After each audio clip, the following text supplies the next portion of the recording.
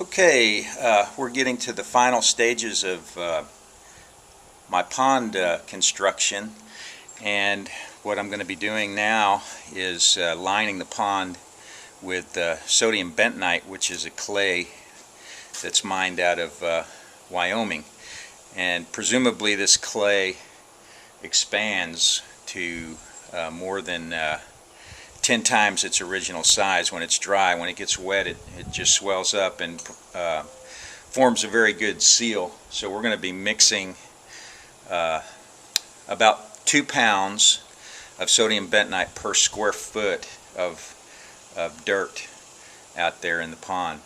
The pond is prepared now. It has been smoothed out and compacted, and what I've got out here is mostly clay. So here's what the pond looks like at this stage of the game. I've done a test on the soil to see how it percolates, just a simple bucket test, which involves taking a pail and drilling holes in the bottom of the pail and putting about 3 inches of the natural soil in it, and then filling it up with water and seeing how the water drains through the holes at the bottom of the bucket. Like I said, it's a pretty simple test, but it is effective and it is a valid test. And what I found was that the soil that's out there has a very good seal to it. It is mostly clay, and even though I drilled about 15 holes in the bottom of this bucket, the water didn't come out through it. So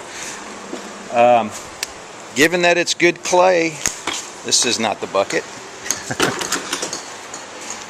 Yeah, this is the bucket I did the test in. You can see the holes. There's a bunch of holes in the bottom of that bucket. Filled it up with dirt from the pond, filled it with water, and it's very good soil. So, but nevertheless, we're still going to fill the pond, line it with sodium bentonite. The sodium bentonite that we are using is a Halliburton product from Baroid Industries, and they have 2 types that are suitable for what I'm doing. This is casing seal, and the other type is bend seal, and they're both pretty much the same. There's really any negligible difference for this application. But this is essentially, casing seal is the drilling mud that they use for water wells and when they're drilling oil wells and things like that. I don't know much about that, but what we're going to do is use it to line this pond. And like I said, we're doing this at a rate of about 2 pounds of sodium bentonite per square foot. So with 50-pound bags, that equates to 25 square feet. And what I've done is made a little jig here that's going to help me understand how to place the bags in the pond to get the right spread over the soil before I till it in. And this is just a small jig I made with 1x pieces of wood that equate to about 25 square feet. And I'm going to place that in the pond and put the bags, kind of space the bags according to how this jig is here, and then we'll get the feel for that. I'm sure won't have to use the bag anymore. What we're going to do after I get the bentonite laid out in the pond and spread, it's probably going to be about a ½ an inch thick or so spread out there. Then I'm going to take this tiller attachment that I've got hooked up to the Bobcat. Hello, Sarge. Hello, buddy. I've got a tiller attachment here, and we're just going to go through this whole pond after the bentonite's laid and till it up really nicely. As you can see, I've got a fountain pump prepared and ready to go here. And we got a little bit of rain yesterday, which I think has made this soil pretty nice. And it's got about the right moisture content in it to start putting this bentonite out at the right spacing, and then getting the bobcat in here to till it up. So anyway, that's where we're at right now, and going to start spacing these bags out and busting them open and raking out the bentonite and getting it all ready for the tiller.